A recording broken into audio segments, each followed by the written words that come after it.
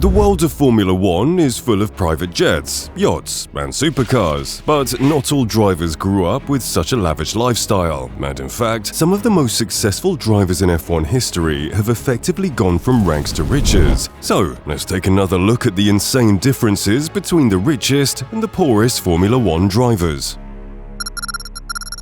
Long before Sebastian Vettel was winning championships and racing around in Ferraris, he had a very humble childhood that is completely detached from the world he lives in today. As a child, his parents weren't wealthy by any stretch of the imagination, but Seb's dad loved motorsports, so through his job working as a carpenter, he managed to save enough money to buy Seb his first go-kart. Seb was only 3 years old at the time, but his natural ability behind the wheel was astounding, probably even better than a certain driver on the grid today. But as karting on track every weekend was too expensive for the family, Vettel would instead often be found racing around in the parking lot just opposite his house. After a few years of practice, Seb made his competitive karting debut at 8 years old. But this was far from plain sailing. His family barely had enough money to take him to the races, never mind buying him the best equipment, so Vettel had to make do with old second-hand gear. But Vettel still dominated on track, racking up numerous wins in the local karting divisions. But as the races became more significant, the costs only increased, putting immense pressure on the family financially. His father sacrificed everything he possibly could to support his son, even selling his own car to fund Seb's karting career. But luck would soon turn in Vettel's favor, as his talent would be recognized by the same scout who had discovered another legendary German driver who we'll go on to later. This allowed Seb to secure the crucial funding he needed to continue his karting career, and led to his signing with the Red Bull Junior team, and I think you know how it goes from there.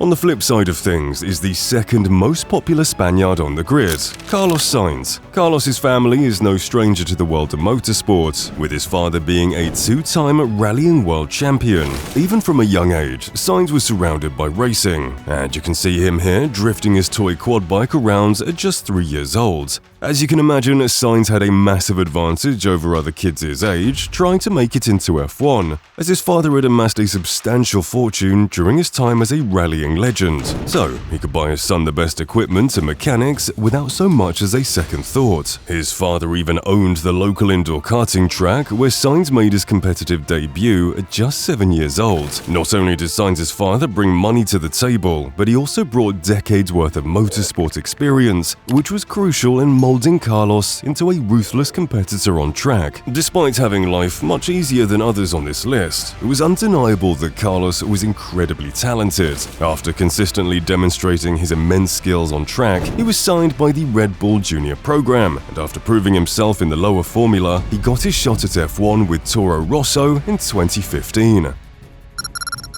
Lewis Hamilton's rags to riches story is arguably the most well-known in all of Formula One. His early childhood was never short of hardship. He spent most of his early life living in this small council house, and at just 2 years old, his parents got divorced, meaning his home life was far from stable. It wasn't until he was 5 years old that he dipped his toe into the world of motorsports, but not how you might think. Hamilton's first venture into racing was with a radio-controlled car that his father gifted him. Controlling the car came almost as second nature to Hamilton, and just the following year, he placed second in the British Radio Control Car Championships. Recognizing his son's natural racing ability, Anthony Hamilton purchased a second-hand go-kart for his son, despite it being a terrible financial decision, and promised to do everything he could to support his son's racing career if he worked hard in school. Hamilton made his competitive karting debut at 8 years old, but this didn't come without sacrifice. His father previously worked as an IT manager, but had to take redundancy and work up to 4 jobs such as washing dishes and selling windows to fund his son's career. Life at school wasn't any easier for Lewis either, as he was racially bullied and beat up, and even had to learn karate to defend himself. But Lewis's determination and his father's unwavering support all paid off, as Lewis would claim multiple karting awards before becoming the youngest British karting champion in 1995.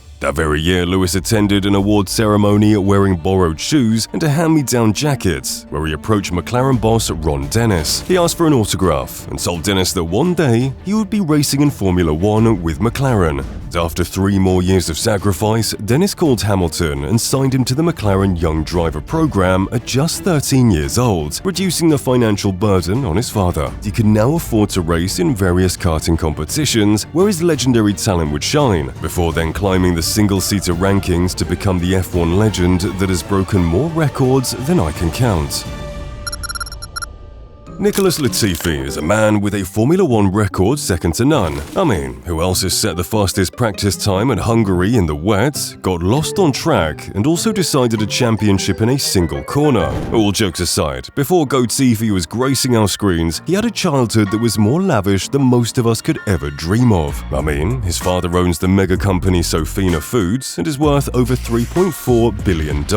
After numerous trips to the Canadian Grand Prix, Latifi decided his dream was to become an F1 driver. By this time, Latifi was already 13 years old and was yet to step foot in a kart. But this is made easier when your dad quite literally has all the money in the world. He immediately had access to the best mechanics in karts, and after a few years of experience, he flew to Europe to compete in single-seater racing. Now, whilst Latifi's single-seater career isn't completely abysmal, it doesn't exactly live up to the expectations of a future F1 star. But that wouldn't matter for Latifi, as in 2020, he would go on to join Williams. His father reportedly paid Williams an estimated $30 million per year in sponsorship money, with the deal including the signing of his son to the team. I mean, it just goes to show how much of a difference money can make in the world of motorsports. He still is my GOAT forever, though. It's safe to say Michael Schumacher needs no introduction, but what you might not know about the 7-time world champion is that he comes from an extremely humble background. Michael's parents, Rolf and Elizabeth, were working class, so a career in motorsport was never really on the cards. That wasn't until his father built a 4-year-old Michael a homemade go-kart from a pedal car and a small motorcycle engine. His parents made the decision to take him to the local karting track, where he became the youngest member of the club. His family couldn't exactly afford the best equipment, so Michael had to make do with his modified pedal kart until his father managed to scrape together enough discarded parts to build him a more suitable kart from scratch. Michael would even use worn karting tires that he would collect from trash cans, since they were another expense the family simply couldn't afford. Despite having a pieced-together kart and trash can tires, Michael's talent really began to shine as he won his very first club championship at just 6 years old. It was clear that Michael was destined for greatness, but the harsh reality was that his father's salary as a bricklayer was no way, shape or form adequate enough to support his son's karting career. And so, Rolf took up a second job managing the local karting track whilst Elizabeth worked in the track's canteen. Despite their relentless hard work, the karting expenses were putting the Schumachers on the brink of financial ruin. But thankfully, Michael's skills on track had attracted the attention of some local businessmen who invested in Michael's career. After a series of further impressive results, Michael secured various sponsorships thanks to the scouts I mentioned earlier, easing the financial burden of karting on his family. This allowed Michael to continue his racing career before eventually progressing into Formula One, where his performances are legendary.